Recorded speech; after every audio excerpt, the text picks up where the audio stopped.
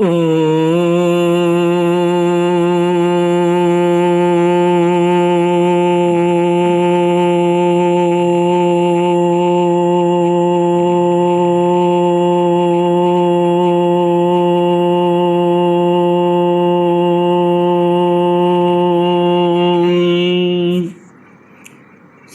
गुरुचरण कमलेभ्यो नमः।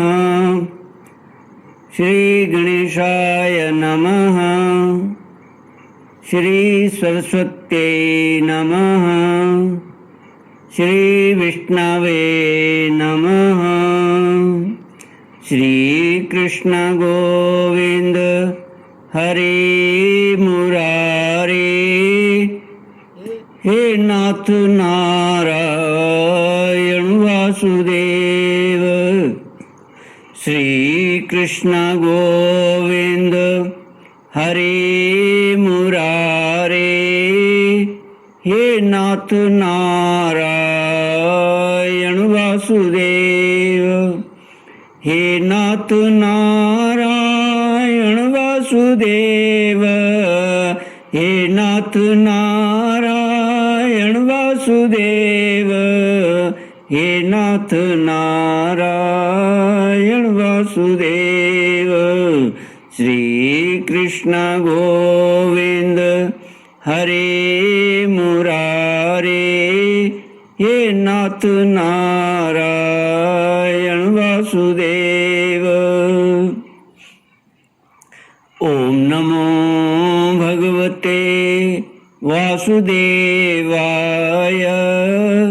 ओम नमो भगवते वासुदेवाय। ओम नमो भगवते वासुदेवाय। ओम नमो भगवते वासुदेवाय। ओम नमो भगवते वासुदेवाय। ओम नमो भगवते वासुदेवाय। कृष्णाय वासुदेवाय हरये परमात्मने प्रणतक्लेशनाशाय गोविन्दाय नमो नमः। कृष्णाय वासुदेवाय देवके नन्दनाय च नन्दगोपकुमाराय गोविन्दाय नमो नमः।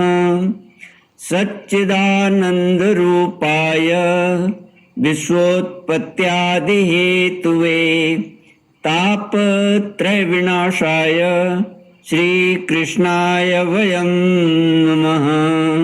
सच्चित आनंद स्वरूप परमात्मा जो सृष्टि के उत्पत्ति पालन और संहार करता है तथा जीवों के आध्यात्मिक आदि दैविक आदि भौतिक तापों को नष्ट करने वाले हैं अर्थात जीवों के मानसिक शारीरिक और भौतिक दुखों को दूर करने वाले हैं, उन श्री कृष्ण भगवान को हम नमस्कार करते हैं। श्री कृष्ण गोविंद हरे मुरारे। हे नाथ नारायण वासुदेव। श्रीमद् भागवत अष्टम स्कंद अथ सप्तदशोऽध्यायः। श्री शुक उवाच इत्युक्ता सादिति राजन् स्वभर्त्रा कश्यपेन वै अन्वतिष्ठद्व्रतमिदं द्वादशाहमतन्द्रिता चिन्तयन्त्येकया बुद्ध्या महापुरुषमीश्वरं प्रगृहेन्द्रियदुष्टा स्वान् मनसा बुद्धिसारथी। श्रीमद् भागवत 8वां स्कंद 17वां अध्याय। भगवान का प्रकट होकर अदिति को वर देना। श्री सुखदेव जी कहते हैं, परीक्षित, अपने पतिदेव महर्षि कश्यप जी का उपदेश प्राप्त करके अदिति ने बड़ी सावधानी से 12 दिन तक इस व्रत का अनुष्ठान किया। बुद्धि को सारथी बनाकर मन की लगाम से उसने इंद्रिय रूप दुष्ट घोड़ों को अपने बस में कर लिया और एक निष्ठ बुद्धि से वह पुरुषोत्तम भगवान का चिंतन करती रही। उसने एकाग्र बुद्धि से अपने मन को सर्वात्मा भगवान वासुदेव में पूर्ण रूप से लगाकर पयोव्रत का अनुष्ठान किया। तब पुरुषोत्तम भगवान उसके सामने प्रकट हुए। श्री सुखदेव जी कहते हैं, परीक्षित, वे पीताम्बर धारण किए हुए थे, 4 भुजाएं थीं और शंख चक्र गदा लिए हुए थे। अपने नेत्रों के सामने भगवान को सहसा प्रकट हुए देख अदिति सादर उठ खड़ी हुई और फिर प्रेम से विह्वल होकर उसने पृथ्वी पर लौटकर उन्हें दंडवत प्रणाम किया। फिर उठकर हाथ जोड़कर भगवान की स्तुति करने की चेष्टा की, परंतु नेत्रों में आनंद के आंसू उमड़ आए। उससे बोला न गया। सारा शरीर पुलकित हो रहा था। दर्शन के आनंद उल्लास से उसके अंगों में कंप होने लगा था। वह चुपचाप खड़ी रही। परीक्षित, देवी अदिति अपने प्रेम पूर्ण नेत्रों से लक्ष्मीपति विश्वपति यज्ञेश्वर भगवान को इस प्रकार देख रही थी मानो वह उन्हें पी जाएगी। फिर बड़े प्रेम से गदगद वाणी से धीरे धीरे उसने भगवान की स्तुति की। अदिति ने कहा, आप यज्ञ के स्वामी हैं और स्वयं यज्ञ भी आप ही हैं। अच्युत, आपके चरण कमलों का आश्रय लेकर लोग भवसागर से तर जाते हैं। आपके यश कीर्तन का श्रवण भी संसार से तारने वाला है। आपके नामों के श्रवण मात्र से ही कल्याण हो जाता है। आदि पुरुष जो आपके शरण में आ जाता है उसकी सारी विपत्तियों का आप नाश कर देते हैं। भगवान, आप दीनों के स्वामी हैं। आप हमारा कल्याण कीजिए। आप विश्व की उत्पत्ति, स्थिति और प्रलय के कारण हैं और विश्व रूप भी आप ही हैं। अनंत होने पर भी स्वच्छंदता से आप अनेक शक्ति और गुणों को स्वीकार कर लेते हैं।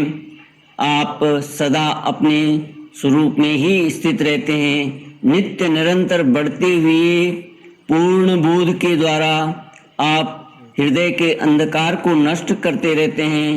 भगवान, मैं आपको नमस्कार करती हूँ।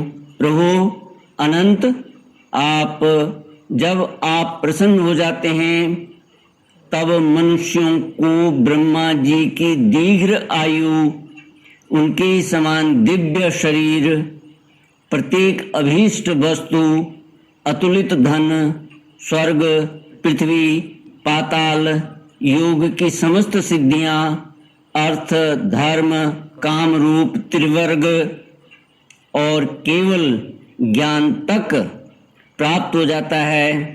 फिर शत्रुओं पर विजय प्राप्त करना आदि जो छोटी छोटी कामनाएं हैं उनके संबंध में तो कहना ही क्या है। श्री कृष्ण गोविंद हरे मुरारे, हे नाथ नारायण वासुदेव। श्री सुखदेव जी कहते हैं, परीक्षित, जब अदिति ने इस प्रकार कमल नयन भगवान की स्तुति की तब समस्त प्राणियों के हृदय में रहकर उनकी गति विधि जानने वाले भगवान ने यह बात कही।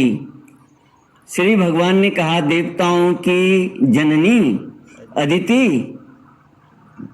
तुम्हारी चिरकालीन अभिलाषा को मैं जानता हूँ।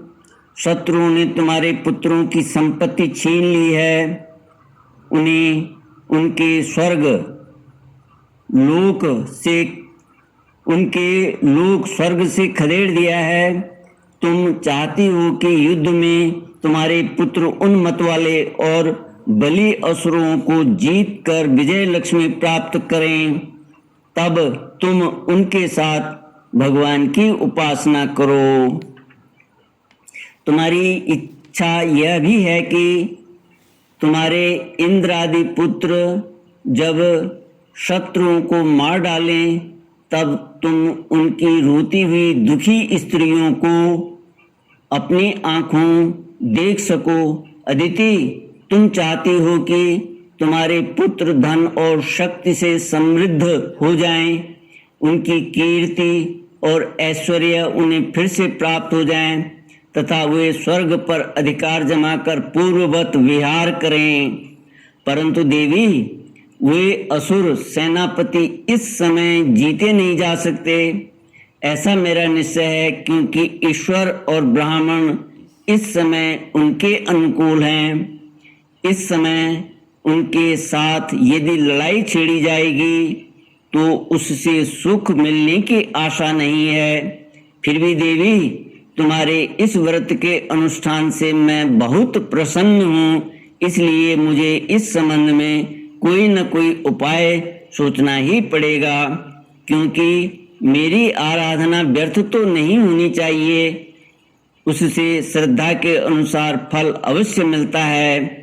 तुमने अपने पुत्रों की रक्षा के लिए ही विधि पूर्वक पयोव्रत से मेरी पूजा एवं स्तुति की है, अतः मैं अंश रूप से कश्यप के वीर्य में प्रवेश करूंगा और तुम्हारा पुत्र बनकर तुम्हारी संतान की रक्षा करूंगा। कल्याणी, तुम अपने पति कश्यप में मुझे इसी रूप में स्थित देखो और उन निष्पाप प्रजापति की सेवा करो।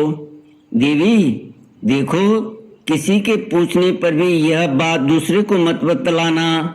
देवताओं का रहस्य जितना गुप्त रहता है उतना ही सफल होता है।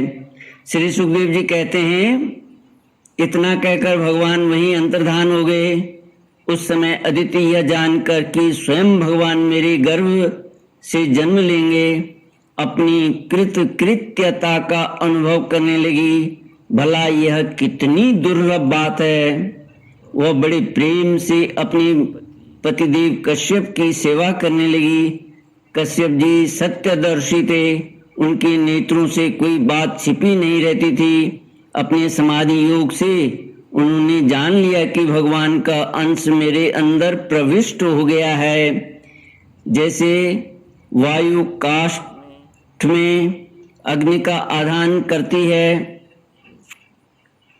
वैसे ही कश्यप जी ने समाहित चित्त से अपनी तपस्या के द्वारा चिर संचित वीर्य का अदिति में आधान किया।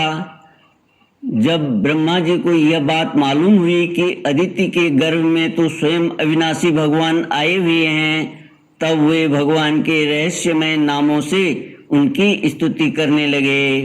श्री कृष्ण गोविंद हरे मुरारे, हे नाथ नारायण वासुदेव। ब्रह्मा जी ने कहा, समग्र कीर्ति के आश्रय भगवान, आपकी जय हो। अनंत शक्तियों के अधिष्ठान, आपके चरणों में नमस्कार है। ब्रह्मण्य देव, त्रिगुणों के नियामक, आपके चरणों में मेरे बार बार प्रणाम हैं। कृष्ण के पुत्र रूप में उत्पन्न होने वाले, वेदों के समस्त ज्ञान को अपने अंदर रखने वाले प्रभु, वास्तव में आप ही सबके विधाता हैं। आपको मैं बार बार नमस्कार करता हूँ। ये तीनों लोक आपकी नाभि में स्थित हैं। तीनों लोकों से परे वैकुंठ में आप निवास करते हैं। जीवों के अंतःकरण में आप सर्वदा विराजमान रहते हैं। ऐसे सर्वव्यापक विष्णु को मैं नमस्कार करता हूँ। प्रभु, आप ही संसार के आदि अंत और इसलिए मध्य भी हैं। यही कारण है कि वेद अनंत शक्ति पुरुष के रूप में आपका वर्णन करते हैं। जैसे गहरा स्रोत अपने भीतर पड़ी हुई तिनके को बहा ले जाता है, वैसे ही आप काल रूप से संसार का धारा प्रवाह संचालन करते रहते हैं। आप चराचर प्रजा और प्रजापतियों को भी उत्पन्न करने वाले मूल कारण हैं। देवाधिदेव जैसे जल में डूबते हुए के लिए नौका ही सहारा है, वैसे ही स्वर्ग से भगाए हुए देवताओं के लिए एकमात्र आप ही आश्रय हैं। श्री कृष्ण गोविंद हरे मुरारे, हे नाथ नारायण वासुदेव। इति श्रीमद्भागवते महापुराणे पारमहंस्यां संहितायाम् अष्टमस्कन्धे वामन प्रादुर्भावे सप्तदशोऽध्याय। ओम पूर्णमद पूर्णमिदं पूर्णात् पूर्णमुदच्यते पूर्णस्य पूर्णमादाय पूर्णमेवावशिष्यते। ओम शांति शांति शांति। हरि ओम। श्री गुरुभ्यो नमः। हरि